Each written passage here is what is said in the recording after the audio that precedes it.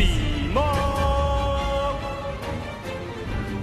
Longtime fans of the channel know I am a huge proponent of buying single cards over sealed product, not just in Yu-Gi-Oh, but really any card game in general. Now, obviously other card games are different and my experience mostly rests within Yu-Gi-Oh, so I'm going to keep the scope of this video solely on that, but there's a lot of stuff when it comes to the dark side of Yu-Gi-Oh and card games that really doesn't get discussed too often, and so I want to go ahead and discuss those with you today. So what's going on, guys? It's Cimo. Today I'm bringing to you 5 reasons why you should never buy sealed Yu-Gi-Oh product. Number 1, scaling. So for those of you who don't know, scaling is the act of taking a scale. This is usually a scale that can measure in very fine measurements, and you take this scale to either a local game store or a big box store like Target, Walmart, any of those, weigh the packs, and the ones that are heavier are more likely going to have the better cards. This has gone in a very interesting direction because Konami within the past couple of years made it so that every booster pack contains a holo card from super or above. This has definitely had an effect on scaling in general because before, Konami booster packs only had a guaranteed rare, and so if there was any cards that were holo or above, those packs were easily identifiable with a scale, and those were the packs that people could buy. So for instance, you could go to any big box store, you could go to whatever booster packs they may have, you could weigh them all out, you could figure out which ones have the highest weight, you could buy those and leave the rest on the shelf. So you're basically skewing it in your favor that you're going to get the good chase rare cards, and you're leaving it so that everyone else at the big box store is not going to have any chance of getting them because you already know that you took all the ones with the highest weight, and that's basically all there is to it. Now, the thing is that no one talks about is that there's also sellers that aren't big box stores that do this as well. There have been stores in the past that if there are any open boxes, let's say they were giving out prizing for a local tournament that they were holding, they would weigh the rest of those packs, figure out which ones have the holos, and leave the rest in there so that if any random patron just comes and wants to pick up a couple of packs, that they have no way of getting anything good, but the store owner is going to get money for it and at the highest maximum value because they know they already got the good cards out of there, and it's just absolutely scummy. Same thing goes for eBay. You know, when you see people selling loose packs specifically on eBay or any online site, chances are there's a very high likelihood that those cards have been manipulated in some way. I'm not saying this is the case for everyone, but when it comes to loose booster packs in particular, this is one of the biggest gripes when it comes to buying sealed product in general. And although it isn't as prevalent as it used to be since Konami has taken steps to minimize the ability to scale, there's still other ways to do it. Take for instance OTS packs. OTS packs only have a couple cards each and are guaranteed either a super rare or an ultimate rare. So it's pretty easy to figure out in a box of 100 OTS packs which ones are the ultimate rares and which ones are the super rares, because they're going to be two very distinct weights and there isn't going to be much variance between them. I'm not saying every store does this, but this is something that used to be very prominent back in the day, and so scaling is one of the reasons why you should never buy sealed Yu-Gi-Oh product. Number 2, mapping. So for those of you who don't know, mapping is kind of something that's unintentional. It really has to go back to the print run, but unfortunately it is something that the end user really suffers from if mapping does get discovered for any certain set. For instance, if you take a booster box has 12 packs on a left side and a right side per product. I'm talking about a regular core booster box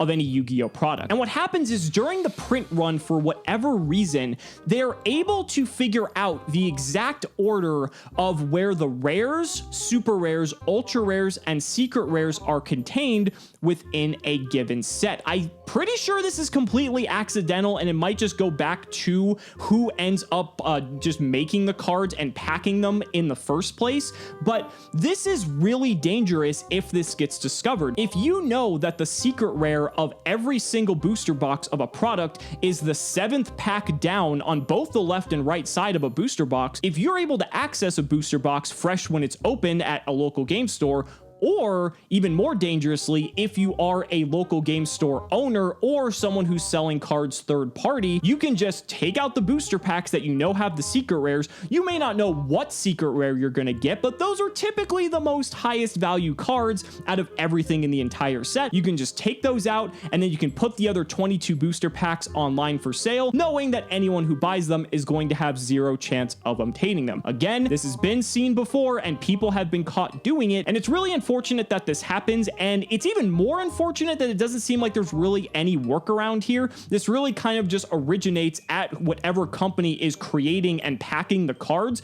If they're not aware that these packs need to be randomized, albeit it's semi-randomized because obviously each box needs to have 2 secret rares, 4 ultra rares, you know, etc, etc. So this is a very, very dangerous thing that happens to sets every once in a while, and it's another reason why you should never buy sealed Yu-Gi-Oh product. Number 3, theft. This is probably one of the most common instances of why you shouldn't buy sealed product when it comes to not just Yu-Gi-Oh, but really any card game. It's really easy for someone to go to a big box store and go into the trading card game section with like a box cutter or some sort of knife, because typically one of the protection features that booster packs have is the blister pack itself. It's kind of like a very thin piece of cardboard with a layer of plastic to make it so that it's not easy for people to tamper with the product and gain access to it. But that typically doesn't do too much because it's very easy to slice open through that. You can then easily slice into the booster pack, take out whatever the rare card is in the pack, and you can put the packs back up on the shelf and no one would really notice. This is something that I see time and time again on all different sites and forums on the internet of people complaining that they went to this big box store, they wanted to buy some packs, and they ended up buying these packs not realizing that they were already tampered with, so there was no rare cards to be had, and they lost out on a pretty significant part of their money. The problem is with this is that it's really difficult to stop. You know, obviously these big box stores have so much to worry about. I will say this doesn't really happen at local game stores too much. Local game stores don't really carry blister packs. That's more of a product specifically tailored towards big box stores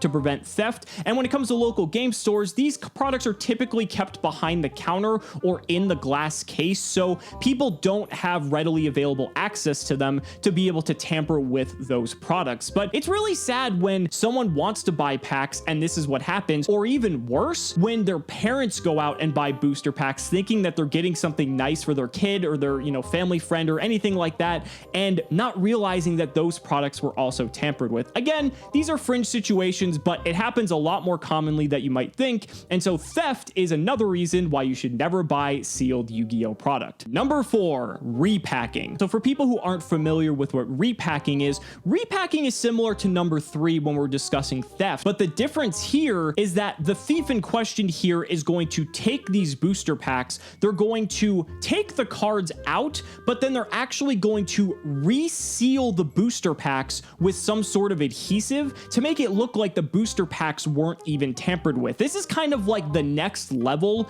of just blatantly stealing the cards in broad daylight, and it's actually a lot worse because it makes it look like the product was completely untampered with, unless you know what these booster packs are supposed to naturally look like what kind of adhesive glue they use to seal these packs in the factory. I would say compared to some of the other issues we've discussed, this is probably one of the less common, but this is a very big issue because it looks like it was manufacturer error and not that there was someone actually tampering with the product in general. Another step up from this is going from beyond booster packs up to booster boxes. There are some individuals who take all the best booster packs that we've talked about before from either scaling or any of the other processes, and then they will repack booster boxes and make those booster boxes filled with nothing but, you know, below average cards and booster packs because they know what the best packs are, and then they will reseal the booster box to make it appear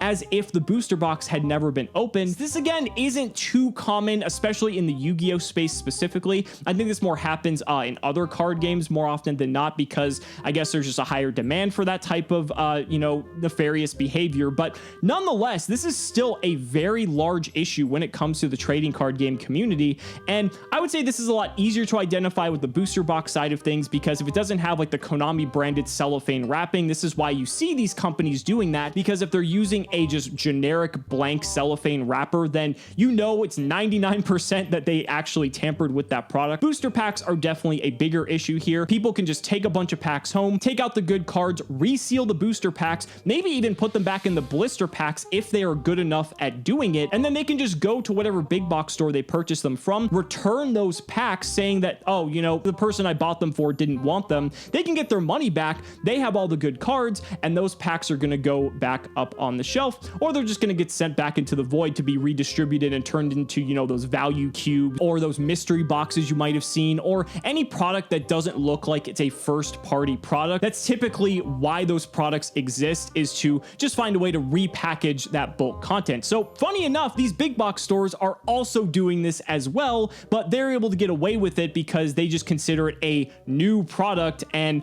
yeah, it's a convoluted mess. But repacking, another reason why you should never buy sealed Yu-Gi-Oh product. But that brings us to my fifth and final reason why you should never buy sealed Yu-Gi-Oh product. And this really goes all the way back to the source. This happens before you even get to any of the other issues that we discussed in this video, and that is the odds are never in your favor. Let's just go ahead and take a brief example here, and let's say you're trying to get a specific secret rare out of a booster pack of whatever core set might be out at a given time. Obviously, we don't know the exact print run of any specific card, but based off of the ratios that we receive in booster boxes, we can make an assumption that a secret rare is a 1 in 12 chance to pull out of any specific booster pack, because you get 2 secrets for every booster box of 24 packs. Now, the thing is, when you get into blister packs, this ratio may not necessarily hold true because loose packs don't necessarily have any sort of guaranteed frequency. But again, you can kind of take these numbers as an average baseline because this is basically what we've been dealing with for the past several years. So there's a 1 in 12 chance for you to pull a secret rare. Now, you have to consider the fact that within a core set card pool, there are 10 different secret rares, and you're only looking for one in particular. So by probability, you take 1 in 12, the pull ratio for getting a secret rare in general, times 1 in 10, which is the chance that you actually get the secret rare that you want, and you end up with 1 in 120. That is the likelihood of getting a specific secret rare card out of any given core set. Now, again, we don't know exact printing ratios, but one thing we do know is that some of these companies will in fact actually short print some of the better cards. So even if you take these averages and you're already kind of demoralized knowing that this is the likelihood of getting a specific card that you want, you have to also take into consideration the fact that these companies will think, well, we want to make even more money off of this product, so what we're going to do is the best cards in the set, they're going to appear at half the frequency that the regular secret rares do. So then you have even less of a chance than you already do of actually getting the card that you want. Now, if you're fortunate, maybe the card you want isn't actually going to be short printed. That's obviously the best case scenario, but the fact that these companies intentionally do this is part of the reason why you should never really buy sealed product. The odds are never in your favor, and while pack opening may be fun for some, it's always best to buy the cards that you want guaranteed, because you are going to know exactly what you are getting, and you are going to be happy because you spent money and got something in return that you are going to use in any of your decks to hang on into your collection, and not throwing money into the garbage disposal. Now, one caveat to wrap up this video is that obviously, depending on what sort of experience you're looking for, definitely plays a role into whether or not you would want to buy sealed product in general. For Magic the Gathering, draft is one of their biggest formats and one of the most raw ways to play the game, and so that's where booster packs actually have a role outside of people just collecting cards themselves. It just all depends on the context of the game that you play, but this is just some food for thought and a way for you guys to realize that there's a lot more that goes into these products than you may think. There's a lot more going on with these products in terms of the secondary market and the manipulation of these products,